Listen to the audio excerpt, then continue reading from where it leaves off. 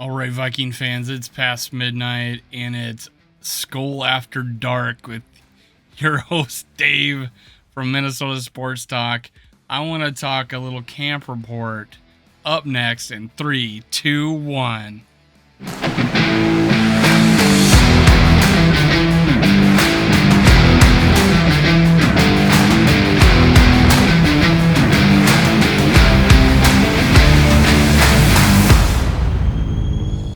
All right, Skull brothers and sisters. This is Skull World, brought to you by Minnesota Sports Talk. I'm your host, Dave. You can follow me on Twitter, TikTok, and Facebook at Skull World. I do a live show Tuesday nights from 8 Central, 9 o'clock Eastern on the Purple Code on Facebook. I also do a live show pretty regularly over on the Purple Podcast with my boy MC Rap. I call him the Purple MLK because he's bringing all the Viking fans together. Now, let's get talking about a little bit of camp news. I already got the man, I guess over this way.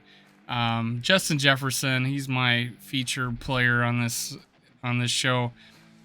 There's just video after video of him on Twitter breaking ankles. That's the best I could say. He is breaking ankles. I mean, he's creating new dance moves. They should be doing video of TikToks of him doing dance moves on releases off the line against defensive backs from San Francisco. He put guys in the dust on every play that I seen video being posted of. It's pretty amazing. He's still, every day I am just amazed by how good this player is. I didn't think there would be another Randy Moss in purple, but we got a guy right here. He does different things than Randy Moss, but he is going to be probably just as productive, if not more, with this day and age of offenses. But is he Randy Moss yet? Not yet, but God, he's just so close, and I think all the Vikings can kind of feel it, that we want this guy to play for us longer than Randy Moss did, and he could be our greatest receiver in history. We'll see. Is year 3. Let's do it. Justin Jefferson, every Viking fan wants you to break 2K this year. JJ2K. That's what we want to hear. I would love for him to be the first receiver to ever do that. Break the record at least. Break Randy Moss's record at the far least.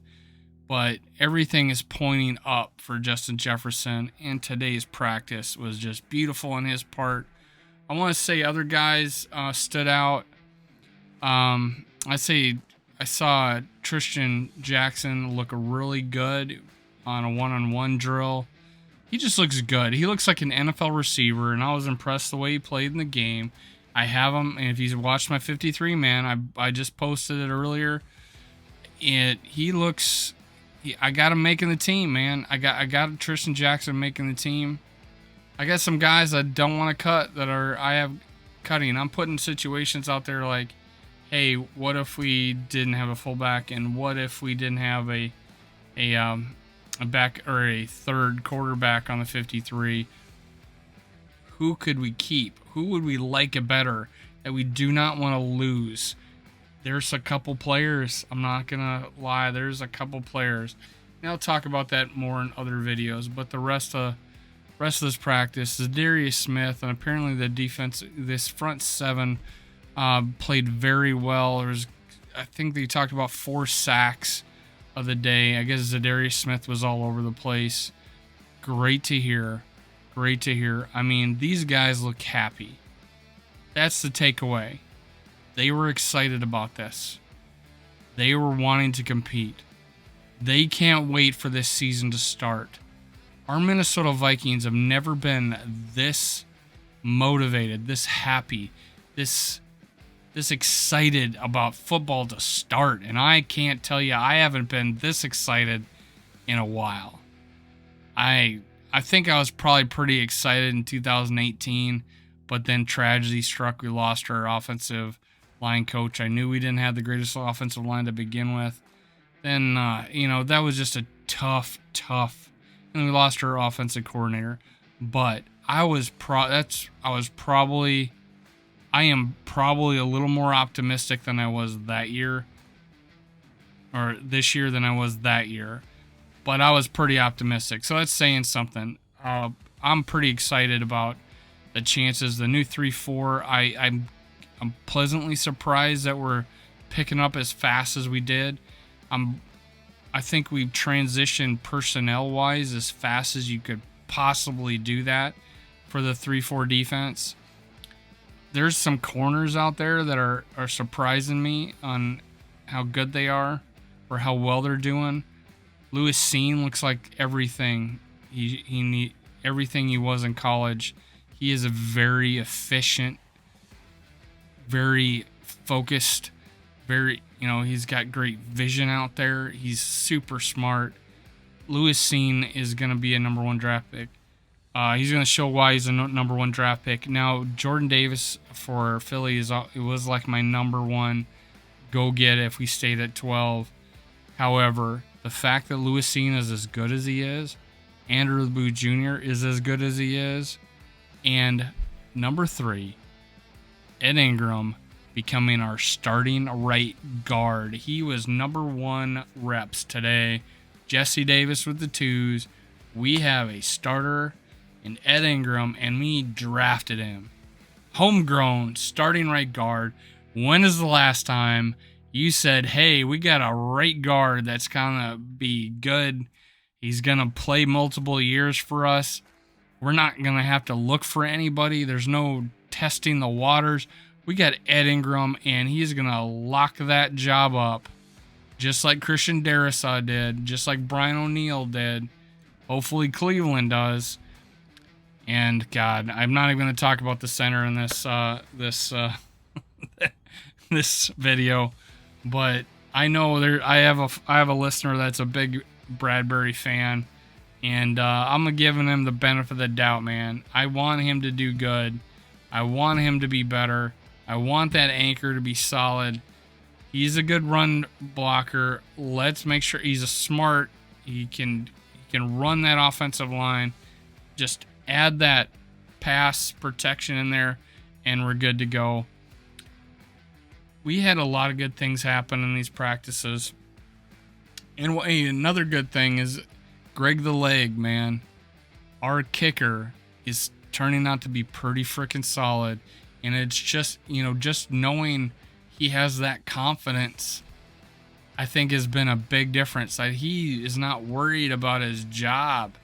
He's got it. He can make a mistake and still keep his job. And he hasn't made any mistakes. So that's awesome. He's probably missed 1 kick this entire preseason. This is great. Now, the one thing I am worried is about punt returner. I still have no idea if ISM could pull through. But that's another guy that's having a great practice against San Francisco. ISM, Albert Wilson. I have him missing the 53, but if I say if we don't go with a fullback and we let go of one of our, probably Sean Mannion, we could keep an Albert Wilson. We could keep an Albert Wilson. He's 30 years old, but he's got life left in him, and he looked great in that preseason game, and he's been looking good in San Francisco's practice. I got so many. This was just so deep at wide receiver that I don't want to lose any of the young guys. So if I have the choice between a Sean Mannion and let's say a Jalen Naylor, I'm getting rid of Sean Mannion. I got to. If it's keeping a fullback, or if it's losing a Tristan Jackson or a Myron Mitchell, do I want to keep the fullback if we're barely gonna ever use him? That's the kind of thinking that we gotta have. We gotta think of the future. If you didn't use a fullback with the Rams, why would you use it with us? And I'm a big fullback guy. I love watching lead blockers. I think Adrian Peterson played better with a fullback than he was with a single back. Guaranteed. He'd have a better game if we use the fullback more. I love that. Now, Dalvin Cook's a different running back. I'm not too worried about having a fullback in there. I'm not worried about him, having a fullback for Kenny or Ty Chandler. These guys are elusive, really good cutting backs. They're very good at this, and they don't necessarily need. They have vision. Now, I'm not as good as I don't think as highly as Madison is with vision, but he's also pretty good too. So we got to make some choices there, and I think we got the fullback. I don't know, and then the backup quarterback. I'm not sure, and I'm a CJ Ham man. He played football in South Dakota. I'm from South Dakota. I want him to make the team. I want him to be a Viking, but I don't want to lose it at the expense of our future, considering a guy like Ham, guy like Alexander Madison are in the last year of their contract, and do we need to keep them?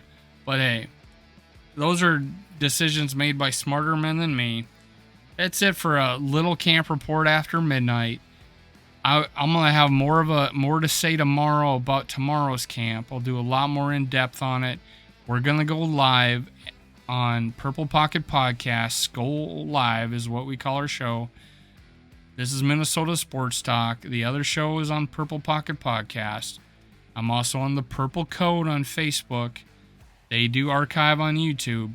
So the Purple Code, Purple Pocket Podcast, and this is Minnesota Sports Talk. I'm your host, Dave.